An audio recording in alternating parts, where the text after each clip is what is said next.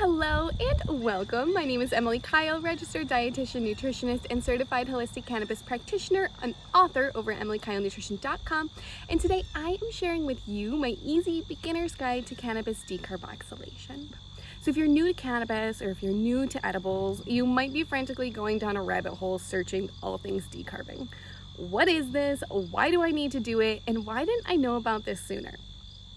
Now, the fact is, you probably did know about it and you just didn't know it, or you just didn't know that there was a name for the process. But if you've ever smoked cannabis, the heat from the lighter touching the material is decarbing for you, and then you inhale. The same is true when you push a button on a vape pen and you heat up your cannabis oil. So eating dry or raw cannabis flower that has never been decarbed will provide little to no intoxicating effect or high. And this can be a good or a bad thing depending on your desired experience.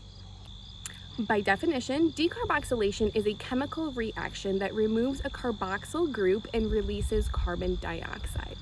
Raw cannabis, like the plants I have growing here, contains tetrahydrocannabinolic acid, or THCA for short. So this is a non-intoxicating substance, and it can be converted into the intoxicating substance known as tetrahydrocannabinol, as you know, delta-9 THC, through the decarboxylation process. This process can also convert cannabidiolic acid, or CBDA, into CBD, or cannabidiol, though both forms of that remain non-intoxicating. So THCA and CBDA, they have their own potential health benefits, but most people prefer to use the process of decarboxylation and enjoy the active forms of THC and CBD. So while there's a general understanding behind the science of the decarboxylation process, the truth is it's just one big experiment in a home kitchen.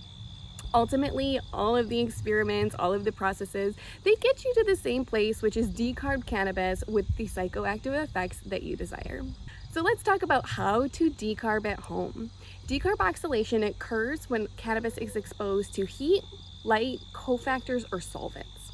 And so the easiest way to decarb at home in your kitchen environment is with heat, like an oven or an Instant Pot. Now, the goal here is to heat the material at a low temperature to allow decarboxylation to occur without destroying any other beneficial compounds in the plant, like terpenes or flavonoids. Now, this becomes difficult because as each cannabinoid, it decarboxylates on its own specific time temperature scale. So we know that THCA, it begins to decarboxylate at around 220 degrees Fahrenheit after around 30 to 45 minutes of exposure, with full decarboxylation typically taking longer to occur. So if you're working with CBD flower, it's a little bit different than THC, and I want you to know that CBDA, it requires more time to achieve decarboxylation than traditional THC flowers. And on top of that, each additional terpene might have its own therapeutic health benefits, but it also carries its own sensitivity to heat. So then when you put this together, the type and the strain of cannabis that you're using will impact your final decarboxylation results. And so this is why you want to consider the best temperature and cooking time for each strain specifically before getting started, whether it's a high THC, high CBD, or a hybrid. Now, you can be willing and you're welcome to experiment with different temperatures. You can feel free to experiment with other recommendations to see what you like best, because there are many ways to reach the same final destination. And if you want to decarb your weed at higher temperatures, just know that you need less time to achieve the decarboxylation. So I do just want you to be wary of extreme temperatures or method that might introduce very, very high temperatures. Things like broiling, microwaves, and grills. Anything over 340 might start to destroy THC. So while heat is needed to decarboxylate, the extreme temperatures, they really can destroy other important compounds as well beyond just THC. That all contribute to our positive health outcomes. So low and slow is the way to go. Now, I do have some lab tests, which is exciting to share with you. When I first started several years ago with cannabis, I didn't have access to lab testing, and I simply went with what everyone recommended, which was to bake the cannabis THC dominant flower at 240 degrees Fahrenheit in the oven for 40 minutes. And that's what everyone did. But as I continue to educate more, I wanted to be sure that my recommendation was right. So, thankfully times have changed and I can run lab tests and gather real world data, and that's exactly what I did. And while this test is just a single test, it is subject to all of the different variables of an at-home kitchen, these results really were exciting. And so I'll show you the first lab test. It shows the cannabinoid makeup of the flower that I'm using before decarboxylation, and this is our control and how to know where we're starting. So you can see that there's an ample amount of THCA available in the flower. And then the second test shows how the cannabinoid makeup has changed after the decarboxylation process. So you can see that the first test had 1.34% THC and 18.75% THCA, and the second test had 17.12% THC and 0.40% THCA. So not 100%, but these tests show nearly perfect conversion. And so this helps me sleep at night knowing that the recommendation to decarb at 240 degrees Fahrenheit for 40 minutes is effective and accurate. So a question I get all the time, what if I don't decarb? And if I had $1 for every time that I heard, back in the day, we didn't do the decarb thing, we just left it in the crock pot for 24 hours and it was perfectly strong. And that it's totally true. And I bet the butter was super strong, but I also bet it was super green and grassy tasting. So remember, decarboxylation occurs on a time temperature scale, meaning that decarb can be achieved at different times and different temperatures. So back in the day, they didn't think they were decarbing, but they actually were achieving decarboxylation over a longer cooking time. So leaving the material in a 160 degrees Fahrenheit crock pot for 24 hours, it caused decarboxylation to occur. It just happened at a lower temperature over a longer period of time. So the reason that we recommend this new, quicker oven method of decarbing first before extraction, it's multifactored. So first, it helps ensure maximum cannabinoid activation and terpene retention. But ultimately, in the end, it makes your butter, your oil, your edibles taste better. Long infusion times, they cause a lot of plant material to be released into the final product. That green pigment is known as chlorophyll. And while chlorophyll is harmless, it's not tasteless. And that's what gives the homemade edibles their sometimes unpleasant taste. So by decarbing first, quickly, and then opting for a quicker, say a 4-hour infusion, the goal is that you end up with more potent and better tasting end products. So remember, without decarboxylation, you will not experience the full range of activated ingredients like THC and CBD. Now, I do want you to know that this is not going to be perfect. If you ask 10 members of my Well with Cannabis community how they decarboxylate their cannabis at home, you're going to get 10 different answers. There are variations of each method, and while the variations are slight, they're usually accompanied by years of experience and personal preference. It's important to remember that this is not a perfect process, it's not a controlled lab environment, and it doesn't need to be. Each cannabis plant is unique. It contains a full spectrum of compounds, including cannabinoids, terpenes, and more. The ratios of compounds, it varies from plant to plant. Each one decarbs at different times and temperatures, making perfect and consistent results challenging. On top of that, we all have different kitchen setups. We have different equipment available to work with. And I'm saying this not to discourage you, but rather to empower you.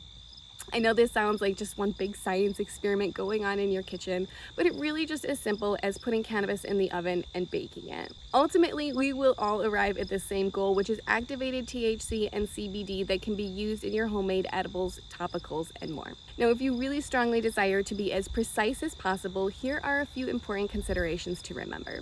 Temperature control. Temperature fluctuations, they can vary greatly from oven to oven, making tight temperature control really difficult. Many variables, they can impact the final temperature of your oven, and even two same brand ovens may vary in temperature by 5 to 10 degrees or more. So for this reason, I recommend using an oven-safe thermometer so that you can track the temperature in the oven that you already currently have. I also recommend limiting the number of times that the oven door is open during the cooking process, as this alters the oven temperature significantly when you open the door. Opening the door will cause the temperature to drop and alter your time and temperature recordings and reliability. Let's talk different equipment. You're not limited to using an oven for this process. Other pieces of equipment like an Instant Pot, an air fryer, a decarb machine can all be used here. Basically, anything that can hold a consistent temperature of around 240 degrees Fahrenheit can be used. I've even seen a guy use a smoker to decarb, and another used a toaster oven outside in a garage because they didn't want the smell inside. And so different methods, they'll have different temperature controls, so I do recommend, again, using a thermometer as needed throughout the process. Now, small variables in the different types of cooking equipment might impact your final product, but it is a great idea to experiment with different options and find what works best for you. One important note is that if you want to contain the smell as much as possible, using something like an Instant Pot or an infusion machine can help, and I have guides for those on my website as well. All right, let's get started with the process. It's simple. Here's what you're going to need. First up, you need an oven-safe baking dish. Using oven-safe is the best practice, from a glass pie pan covered with foil to an old Pyrex baking dish with a glass lid. You want to ensure you're using something specifically designed to be used in an oven. It's not recommended to place mason jars in the oven, and I do have some more in the FAQ below. A digital scale is helpful. Weighing your material is optional, but using a scale is helpful if you want to use my edible dosage calculator to guesstimate the potency of your final product at the end. A digital thermometer is optional, but it can help you reach your ideal temperature for your specific oven or cooking device. And the last step is the cannabis. This tutorial, it works for any type of cannabis, whether it's flowers, buds, trim, leaf, or shake. I have other guides on my website on how to decarb keef or how to decarb concentrates. But for here, I want you to remember it does not matter how much you decarb at once. From a gram to an ounce, the process remains the same. All right, step-by-step instructions. Step 1, I want you to use the general decarb recommendations guide I have up to determine what temperature to preheat the oven. So if you're working with THC flower, 240 degrees Fahrenheit is recommended. Step 2, using a digital scale, weigh your cannabis to your desired weight. This step is optional but helpful. Step 3, gently break up the cannabis buds into small pieces, remove any seeds and stems if necessary, but don't grind your cannabis. You don't need to do that here. Step 4, add the flower to an oven-safe baking dish and put the lid on. You can cover the dish with tin foil if you don't have a lid. Step 5, place the dish in the oven and bake for the time according to the chart above, typically 40 minutes for THC dominant flower or 90 minutes for CBD dominant flower. Step 6, carefully remove the dish and let it cool completely with the lid on. This helps retain the smell and the terpenes. Step 7, your decarb flower is now ready to use. And step 8, I have storage instructions so that you can store your decarb flower in advance for future use. So for storing, it is recommended to store the decarb cannabis in an airtight container like a mason jar in a cool, dark place. If you have a vacuum sealer, you can use it to seal your product in an airtight bag and it will last for much longer. If you're using a mason jar, don't forget to add something like a Boveda pack or another moisture and humidity control option just to prevent any moisture from coming up in there. And once that's done, the freezer works great to help preserve the potency of the THC, CBD, and other important cannabinoids in your flower. Now let's talk about estimating the potency. One of the biggest downsides of making homemade edibles is that it's really nearly impossible to determine the final potency of CBD or THC per serving without lab testing. And this is a disadvantage because it's hard to accurately dose correctly, and then it becomes difficult to assess and track how each option makes you feel. Now, this certainly increases the risk of underdosing or overdosing, which is ultimately preventing you from experiencing your desired health benefit. Luckily, I do have my edibles dosage calculator, which can help you guesstimate your final potency.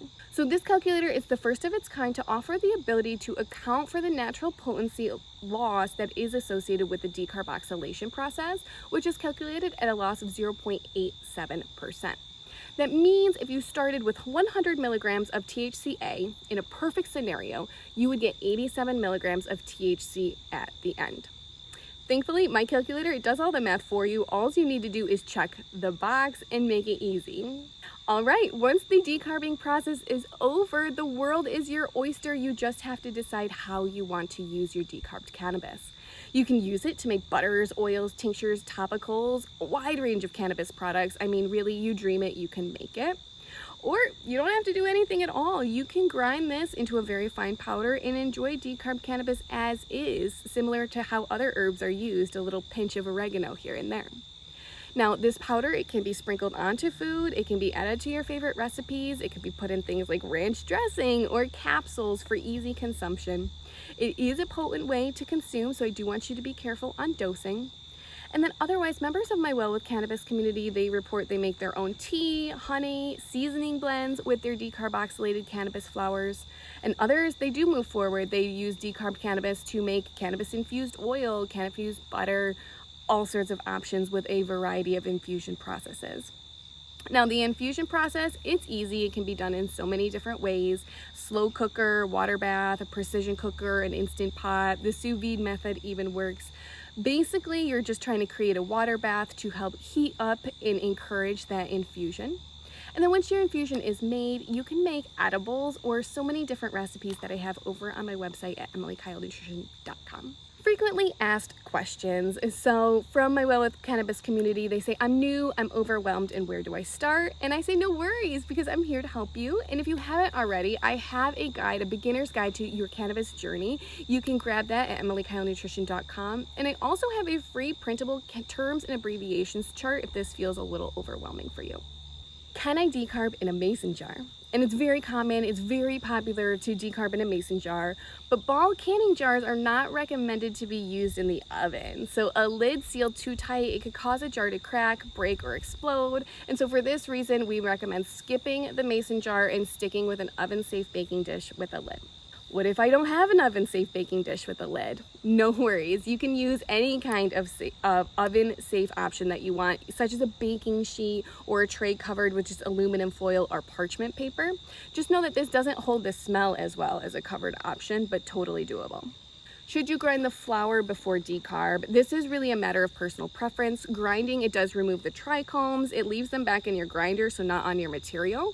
And grinding also exposes more surface area, more chlorophyll to be absorbed into the final product, which won't taste as great. So that's why I recommend skipping the grinding process and breaking up your large buds into smaller popcorn-sized pieces instead.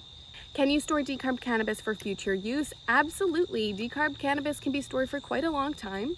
It is recommended to store the decarb cannabis in an airtight container like a mason jar in a cool, dark space.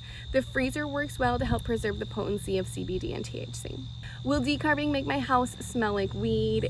Yes, the decarboxylation process will cause your house to smell like weed. This is because when we bake cannabis, we're activating and releasing those terpenes, which give cannabis its really distinct smell. And while some enjoy this wonderful aroma, others are concerned about affecting a loved one, a neighbor, someone else at home. And so that's why we do recommend baking the cannabis flowers in a sealed container like an oven-safe baking dish with a lid. You can contain the smell even further by doing something like decarbing in an instant pot, because the sealed lid, it holds in a lot of those terpenes, and that's great for you and your final product because it helps significantly reduce that odor. Can I eat just decarbed cannabis? Yes, you can absolutely eat the cannabis as is after the decarb process. Some people prefer to grind it up into a fine powder. You can use it like oregano or basil in your cooking, but I do want you to know if you consume this, it's a good idea to be extra cautious because depending on the material, it can be very, very potent with even just a few grams packing a very high THC punch. How will decarb weed make me feel? Now each body, our own bodies have our own endocannabinoid systems with cannabinoid receptors that interact with the cannabis that we consume. And so that's completely dependent on the type of cannabis and how much you use. So thank you so much for watching this video on cannabis decarboxylation. I hope you found it helpful. And if you have any questions at all, please leave them in the comments below. And don't forget, you can get all of your favorite cannabis education, resources, and products over at emilykylenutrition.com.